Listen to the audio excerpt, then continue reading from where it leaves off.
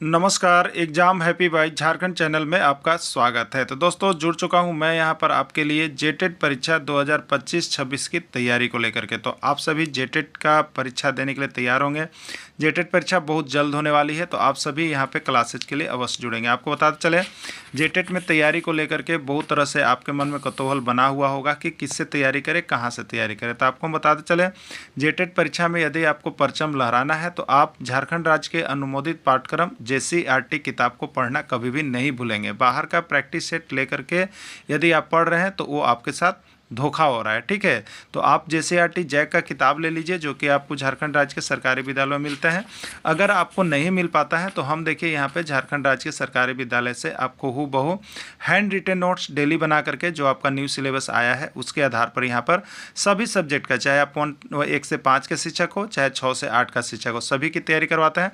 आप घर बैठे यहाँ पर क्षेत्रीय भाषा छोड़ करके सभी सब्जेक्ट का केवल 500 रुपये में तैयारी कर सकते, जिसके लिए देखिए यहाँ पर आपको मोबाइल नंबर दिया गया है 9631054226 पर आप संपर्क करके यहाँ से सभी कोर्सेज परचेज भी कर सकते हैं, तैयारी भी कर सकते हैं। बहुत सारे कोर्सेज बन गए हैं, तो आप अवश्य संपर्क कर लेंगे, घर बैठे ही तैयारी यहाँ से हो जाएगी। चलिए देखते हैं आगे हुए हैं। ठीक है, तो इंग्लिश के 10th क्लास का ये पहला वीडियो होगा, जो कि आपको प्रेजेंट इंडेफिनिट टेंस का होगा। इसमें हम लोग यहाँ पर थ्योरी के साथ साथ ऑब्जेक्टिव क्वेश्चन और ट्रिक भी देखेंगे। ठीक है, तो इंग्लिश का भी यहाँ पर देखिए बहुत शॉर्ट में आपके कुछ महत्वपूर्ण प्रश्न रहेंगे, जो कि आपका कितने मार्क्स का होगा, 15 मार्क्स का होगा। ठीक है, तो इसके लिए हम लोग चुनिंदा चीज़ों को पढ़ेंगे जो कि अब तक एग्जाम में आ रहा है, बाहर का ज़्यादा चीज़ देखेंगे नहीं। ठीक है, जिससे हमारा टाइम पास हो। ठीक, तो चलिए शॉर्ट में यहाँ पे हम लोग देखेंगे। 10 से एक प्रश्न लगभग रहते हैं, 1 से 2 प्रश्न रहता है आपके एग्जाम में, हो सके कि आ जाए, तो उसको देख लीजिएगा। जो इंपॉर्टेंट है वो हम आपको यहाँ पे करवा दे रहे हैं। ठीक है, चलिए यहाँ पर देखते हैं टेंस। ठीक है, क्या है टेंस। तो टेंस यहाँ पर जब हम लोग देखते हैं तो टेंस को क्या कहते हैं, tense is the part of time. ठीक है, तो समय की अवधि को हम लोग क्या कहते हैं, समय का हिस्सा जो होता है वो हमारा टेंस कहलाता है, वो हमारा काल कहलाता है। ठीक है, काल कहलाता है। इसके 3 पार्ट हैं, इसको हम लोग यहाँ पर देख लेंगे। प्रेजेंट टेंस है, पास्ट टेंस है और फ्यूचर टेंस है। ठीक है, प्रेजेंट टेंस है, पास्ट टेंस है और फ्यूचर टेंस है। अब देखेंगे यहाँ पे प्रेजेंट टेंस का, देखिए यहाँ पे कितने भेद होते हैं। तो प्रेजेंट टेंस का यहाँ पर देखिए आपको भेद बता दिया गया है। प्रेजेंट टेंस का भी 4 भेद है। ठीक है, present indefinite tense, present continuous tense, present perfect tense और प्रेजेंट परफेक्ट कंटिन्यूअस टेंस। ठीक है, इसका हम लोग बारी बारी से देख लेंगे। और पहचानने का तरीका मेन पहचानने के लिए ही आपके एग्जाम में आता है कि इसमें कौन सा प्रेजेंट इंडेफिनिट है, कौन प्रेजेंट कंटिन्यूअस है, या कौन प्रेजेंट है, पास्ट है, फ्यूचर है। बस इतना पहचानने आ गया तो आपका हो जाएगा। ठीक है, इसके पहले हम लोग हिंदी क्लासेस में भी काल का पूरा PDF और वीडियो आपको दे दिया गया है, वहाँ पर आप पहचान सकते हैं कि कौन किस काल में है। उसी तरह से अंग्रेजी का भी हम लोग यहाँ पर कवर अप कर लेंगे। ठीक है, चलिए यहाँ पे देखिए पहला है प्रेजेंट इंडेफिनिट टेंस। ठीक है, पहला है प्रेजेंट इंडेफिनिट टेंस। पहले इसको पहचानते हैं हम लोग। इसका पहचान का नियम क्या है, यानी इसको कहेंगे हम लोग रूल ऑफ आइडेंटिफिकेशन, यानी पहचान का नियम।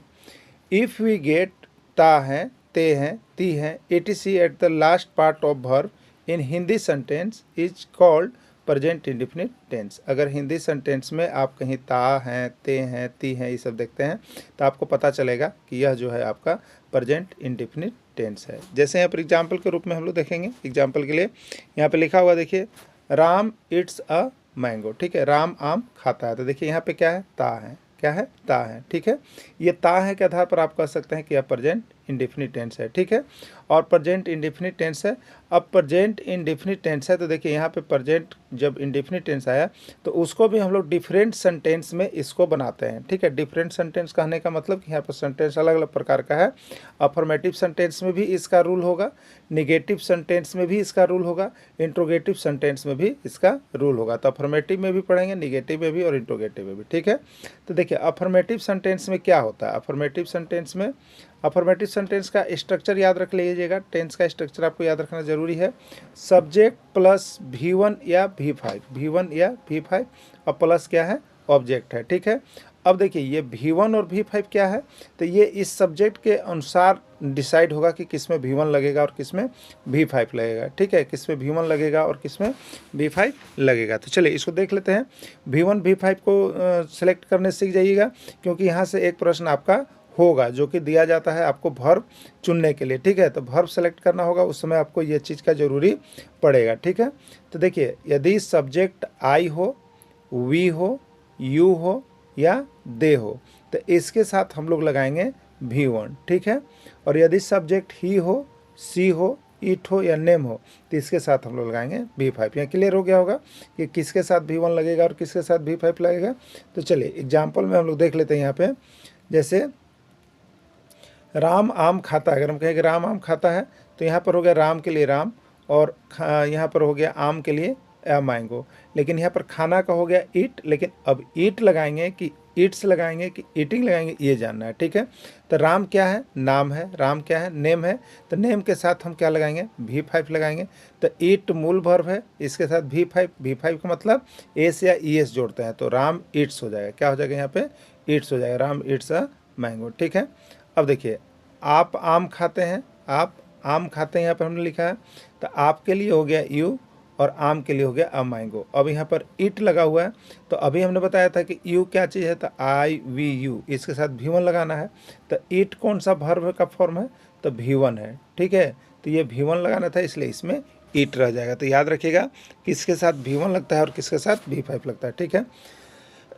देखिए V5 का मतलब होता है कि जो मूल वर्ब है उसमें एस या ES जोड़ करके हम लोग बनाते हैं, तो ये V5 ऑलरेडी बन जाता है जब एस या ES जुड़ा हुआ रहेगा, ठीक है।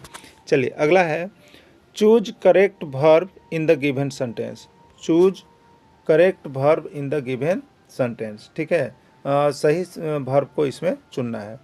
He to the market, he to the market, ठीक है, ही है। अब इसके साथ बताइए, यहाँ पे गो है, गोज है, गोइंग है, नन है, क्या होगा बताइए। तो अभी हम लोगों ने क्या पढ़ा था, IVU दे, इसके साथ क्या लगाना था, V1। तो इसमें V1 कौन कौन है बताइए, इसमें V1 गो है, ये गोज V5 है, गोइंग V4 है, ठीक है। ये V1 है, ये V5 है और ये V4, इसको तो हम लोग पहचान लेते हैं, ठीक है। तो अब यहाँ पर ही के साथ क्या लगेगा बताइए, ही के साथ क्या लगेगा, तो ही के साथ यहाँ पर लगेगा आपको V5 लगेगा, he goes to the market होगा, राइट आंसर इसका B हो जाएगा, ठीक है। चलिए अगला है, they dot dot dot to the market, go, goes, going, none, ठीक है। दे है, इसके साथ क्या लगेगा बताइए, दे के साथ क्या लगता है, तो दे के साथ V1 लगता है, ठीक है। तो इसमें गो क्या है, V1 है, गोज क्या है, V5 है, गोइंग क्या है, V4 है, और नन मतलब नन हो गया। तो इसके साथ गो लगेगा, क्या लगेगा, इसके साथ गो लगेगा, राइट आंसर इसका गो हो जाएगा। अब चलिए निगेटिव सेंटेंस की ओर आते हैं। निगेटिव सेंटेंस, जब इसका निगेटिव सेंटेंस होगा तब आप क्या कीजिएगा बताइए। तो जब निगेटिव सेंटेंस होगा तो इसका देखिए स्ट्रक्चर होता है। निगेटिव सेंटेंस के लिए सबसे पहले सब्जेक्ट लीजिएगा और सब्जेक्ट के बाद डू या डज लगेगा, डू या डज लगेगा, और निगेटिव है इसलिए नोट लगेगा, और V1 होगा और ऑब्जेक्ट होगा, ठीक है। अब देखिए, तो यहाँ पर दो चीज़ आ गया, डू या डज। तो डू या डज का आप डिसीजन करना है। तो डू या डज किसके अनुसार चलेगा, तो सब्जेक्ट के अनुसार चलेगा। तो अब आपको यह जानना होगा कि किस सब्जेक्ट के साथ डू लगाएंगे और किस सब्जेक्ट के साथ डज लगाएंगे, ठीक है। देखिए एक चीज़ यहाँ पर है वर्ब, वर्ब है V1, यानी अब आपको दिमाग में रखना है कि किसी भी वाक्य में डू या डज आ जाएगा, डू या डज आ जाएगा, तो उसके बाद हम लोग हमेशा वर्ब का कौन सा रूप लगाएंगे, पहला रूप लगाएंगे। कौन सा रूप लगाएंगे, पहला रूप लगाएंगे। ये याद कर लेना है आपको कि डू या डज के बाद हमेशा वर्ब का पहला रूप ही रहता है, ठीक है। चलिए अब हम लोग को यहाँ पर डिसाइड कर लेना है कि डू किसके साथ लगता है और डज किसके साथ लगता है, डू डज किसके साथ लगता है। IVU दे, ठीक है। तो आई के साथ डू लगेगा, वी के साथ डू लगेगा, यू के साथ डू लगेगा और दे के साथ डू लगेगा, ठीक है। अब देखिए यहाँ पे ही, सी, इट, नेम, ही के साथ डज लगेगा, सी के साथ डज लगेगा, इट के साथ डज लगेगा, नेम के साथ डज लगेगा, ठीक है। तो डू और डज क्या होगा, डू या डज किसके साथ लगता है, आपको क्लियर हो गया। IVU दे के साथ डू लगेगा और ही, सी, इट, नेम के साथ डज लगेगा। देखिए इसमें एक नोट करने वाली बात क्या है, याद रखिएगा। नोट करने वाली बात जो आपको आ गया है यहाँ पे, वो है आपका, देखिए डू या डज के बाद हमेशा वर्ब के पहले रूप का प्रयोग किया जाता है, याद रखिएगा। ऐसा नहीं कि डू के साथ V1 लगाने का कोशिश कीजिए और डज के साथ V5 लगाने की कोशिश कीजिए, ये गलत है, ठीक है। डू डज कहीं भी आपको मिल जाए तो आप याद रखिएगा कि डू डज के बाद हमेशा वर्ब का पहला रूप ही लगेगा, ठीक है। चलिए अब देखिएगा यहाँ पे, राम पत्र नहीं पढ़ता है, ठीक है। राम पत्र नहीं पढ़ता है, तो राम के लिए तो राम हो गया, अब यहाँ पे नहीं पढ़ता है, तो सबसे पहले तो हम लोग जान रहे हैं कि यहाँ पर निगेटिव सेंटेंस है, ठीक है, प्रेजेंट इंडेफिनिट का निगेटिव सेंटेंस है, तो नोट रीड द रामायण। लेकिन यहाँ पर एक चीज़ होता है डू या डज, ठीक है। तो राम क्या है, नाम है, राम क्या है, नाम है, तो नाम के साथ क्या लगता है बताइए, नाम के साथ डज लगता है, नाम के साथ क्या लगता है, डज लगता है, ठीक है। तो ये डज लगेगा, Ram does not read the Ramayana हो गया, ठीक है। चलिए अब देखिएगा, वे सेव नहीं खाते हैं, वे सेव नहीं खाते हैं, ठीक है। देखिए यहाँ पे थोड़ा सा जैसे राम पत्र, यहाँ पत्र लिखा गया था, यहाँ पे ऐसे रामायण होना चाहिए था, ठीक है। अगर पत्र रहेगा तो यहाँ पर लेटर होना चाहिए, ठीक है। इसको आप लोग करेक्ट कर लीजिएगा, लिखने में मिस्टेक हो गए हैं, ठीक है। वे सेव नहीं खाते हैं, तो वे के लिए हो गया दे, और यहाँ पर हो गया आपका सेव नहीं खाते हैं, ठीक है। तो यहाँ पर एन एप्पल हो गया, नोट हो गया। अब देखिए पर डू नोट, डू, अब यहाँ पर दे के अनुसार क्या लगेगा, डू लगेगा, ठीक है। दे के साथ क्या लगेगा, डू लगेगा, और डू के साथ हमेशा क्या होगा, वर्ब का पहला रूप आएगा, तो इट आ गया, ठीक है। तो इसको कन्फर्म रहिएगा कि डू या डज के बाद V1 लगता है। डू किसके साथ लगता है वो भी हमने आपको बता दिया, डज किसके साथ लगता है वो भी हमने आपको बता दिया। ये सब आपको जब फॉर्म भरने के लिए आ जाता है, एगो वर्ब भरने के लिए आएगा ही आएगा, कन्फर्म रहिए आप लोग। तो उस समय इसको बारीकी से रखिएगा, और हम ज़्यादा चीज़ को नहीं यहाँ पर आपको इंक्लूड करेंगे, हम वही चीज़ को केवल इंक्लूड करेंगे जो परीक्षा में अभी तक हम देख रहे हैं कि आपके परीक्षा में सभी राज्यों में आ रहे हैं, ठीक है। तो इसको कंप्लीट करते चलना है आपको ना। तो चलिए यहाँ पे देखिएगा, आपको यहाँ पे भरने के लिए दिया गया है, ठीक है, भरने के लिए दिया गया है, Sita does not in the ground, right correct verb forms, Sita does not in the ground, ठीक है। प्ले होगा, प्लेड होगा, प्लेइंग होगा या नन होगा, ठीक है। प्ले क्या है, V1 है, प्लेड क्या है, V2 है, प्लेइंग क्या है, V4 है। अब बताइए कि डज नोट के बाद कौन सा वर्ब लगता है, तो हमेशा वर्ब का पहला रूप लगता है, वर्ब का पहला रूप प्ले है, इसलिए यहाँ पर राइट आंसर प्ले हो जाएगा। क्लियर। चलिए नेक्स्ट देखिएगा आप लोग यहाँ पर, यू, अब क्या है आपका, you dot dot dot not laugh, ठीक है। Fill in the blank suitable words, do, does, has, none, ठीक है। तो यू के साथ क्या लगेगा बताइए, यू के साथ क्या लगेगा, तो यू के साथ डज नहीं आता है, यू के साथ हैज नहीं आता है, यू के साथ डू आता है, क्या आता है, डू, यू डू नोट, ठीक है। यहाँ पर राइट आंसर डू होगा, ये हो जाएगा। क्लियर। चलिए अगला है, choose correct sentence in the flowing, ठीक है, choose correct sentence in the flowing. इस यहाँ पर सेंटेंस दिए गए हैं, इसमें सही कौन है उसको आपको चुनना है, ठीक है। पहला है you read the Ramayana, you read the Ramayana, ठीक है। ये यू है, उसके साथ रीड है और द रामायण है, तो यू के साथ वर्ब का कौन सा रूप होता है, V1 होता है, यहाँ पर V1 है, इसलिए सही है, ठीक है। सी कम्स फ्रॉम पटना, ठीक है, सी है, सी के साथ क्या लगता है, V5 लगता है, तो कम का V5 कम्स हो गया, फ्रॉम पटना, ये भी वाक्य सही है। They do not play in the ground, they के साथ क्या लगता है, डू, डू के बाद नोट और नोट के बाद V1, ये भी देखिए बिल्कुल सही है, नहीं right answer D, all of these, सभी सेंटेंस इसमें दिए हुए हैं जो सही हैं, ठीक है। तो बस स्ट्रक्चर को याद रख लीजिएगा आप लोग, छोटे छोटे स्ट्रक्चर बना दिए गए हैं, और उस पर यहाँ पर प्रश्न आएगा तो आप अवश्य बना लीजिएगा, ठीक है। चलिए अगला प्रश्न है, choose correct sentence, choose correct sentence, इसमें से सही सेंटेंस को चुनना है। He does not runs in the ground, ठीक है, ही है, डज नॉट है, और यहाँ पर रन्स है, देखिए रन्स क्या है, V5 है, तो डू नोट और डज नोट के बाद क्या लगना चाहिए, V1 लगना चाहिए, इसलिए ये सेंटेंस गलत हो चुका। चलिए अगला चेक करेंगे, दे डज नोट प्ले ग्राउंड, ठीक है, दे डज नोट, दे है, और यहाँ पर देखिए डज नोट आया, तो दे के साथ क्या लगता है, अभी आपको बताए थे डू नोट, दे के साथ डू नोट लगेगा, इसलिए ये भी सेंटेंस गलत है, ठीक है। You do not run in the field, ठीक है, यू हो गया, यू के साथ क्या लगेगा, डू, तो डू नोट, रन हो गया इन द फील्ड, यानी ऑल ऑफ दीज, ठीक है, क्या हो गया, ऑल ऑफ दीज, यानी इसका क्या हो गया, तो राइट आंसर क्या हो गया, सी हो गया, राइट आंसर सी हो गया, जो कि आपको करेक्ट सेंटेंस है, ठीक है, राइट आंसर सी हो गया। चलिए अब देखिएगा यहाँ पे इंट्रोगेटिव सेंटेंस का स्ट्रक्चर हम लोग देख लेंगे, ये किसका चल रहा है, हम लोग प्रेजेंट इंडेफिनिट टेंस का ही चल रहे हैं, ठीक है। प्रेजेंट इंडेफिनिट टेंस का इंट्रोगेटिव सेंटेंस का स्ट्रक्चर हम लोग देख लेंगे, स्ट्रक्चर ऑफ द रूल क्या है स्ट्रक्चर, ठीक है। देखिए इंट्रोगेटिव सेंटेंस रहेगा तो यहाँ पर सबसे पहले आएगा डू या डज, फिर सब्जेक्ट, फिर V1 प्लस ऑब्जेक्ट आएगा, ठीक है, डू या डज, फिर subject plus V1 plus object, ठीक। या कि फिर दूसरा का एक होता है क्वेश्चन वर्ड्स इंट्रोगेटिव, दो होता है, एक होता है यस नो इंट्रोगेटिव और एक होता है क्वेश्चन वर्ड्स इंट्रोगेटिव, ठीक है। तो यहाँ पे यस नो में क्या होता है आपको, तो सबसे पहले डू या डज लगता है, डू या डज के बाद सब्जेक्ट आएगा, याद रखिएगा, और सब्जेक्ट के बाद V1 रहेगा, क्लियर। और अगर क्वेश्चन वर्ड्स होगा तो सबसे पहले क्वेश्चन वर्ड्स में WH से जो स्टार्ट होता है व्हाट, वेयर, व्हेन, व्हाई आएगा, फिर डू या डज आएगा, फिर सब्जेक्ट आएगा, फिर V1 आएगा, फिर ऑब्जेक्ट आएगा। तो याद रखिएगा डू या डज के बाद हमेशा V1 लगाइएगा। क्लियर।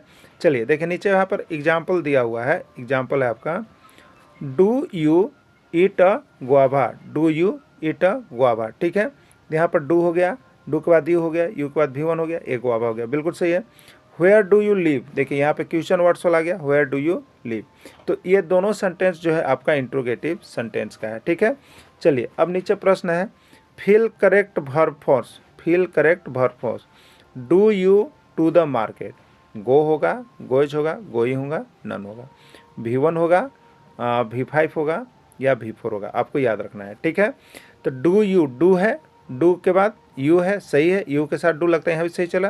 और डू के बाद हमेशा वर्ब का पहला रूप, वर्ब का पहला रूप, तो वर्ब का पहला रूप इसमें गो है, इसलिए राइट आंसर गो हो जाएगा। ठीक है, चलिए next, where does Sita, where does Sita dot dot dot at night. ठीक है, तो where does Sita dot dot dot at night, slept, sleep, sleeping, none.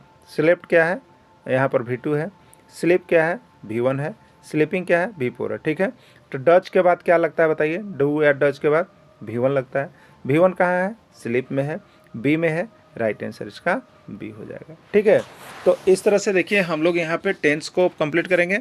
इसके पहले हमने यहाँ पे आपको नाउन का क्लास करवा दिया है, प्रोनाउन का क्लास करवा दिया है, वर्ब का क्लास करवा दिया है, एडजेक्टिव का क्लास हो गया है, टेंस को हम लोग देखेंगे, इसके बाद कुछ पैसेज को देखेंगे, इसके बाद इंग्लिश समाप्ति होगी।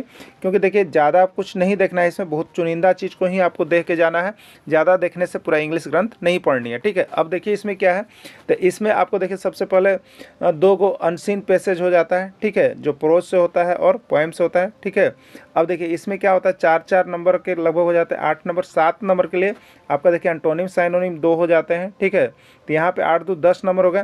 5 नंबर में एक देखिए आपके नाउन आते हैं, एक आपके आर्टिकल आ जाएंगे, एक आपके फोर्सेंस आ जाएंगे, और एक आपके हो सके तो वर्ब, यही टेंस वाले आ सकते हैं।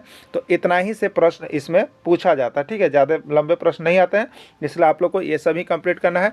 तो सूक्ष्म जीव, ठोस चीज़ जो भी यहाँ पर है, जो आपको बेसिक है उसको हम यहाँ पर दे रहे हैं। आप इतना भी इंग्लिश देख लीजिएगा तो यहाँ पर 15 में से आपका 12-13 मार्क्स आपका ऑलरेडी आ जाएगा। ठीक है, विशेष करके आप लोग जो पैसेज हैं उसकी तैयारी ज़्यादा जोर शोर से करेंगे, क्योंकि पैसेज से आपको ज़्यादा प्रश्न आते हैं, पैसेज को ज़्यादा बनाएंगे। ऐसे हम भी यहाँ पर आपको पैसेज करवाएंगे। ठीक है, तो देखिए यहाँ पे आपको हिंदी का नोट्स अगर लेना होगा, जो JCET जेटेट का न्यू सिलेबस है उसके आधार पर, तो 99 में मिल जाएगा।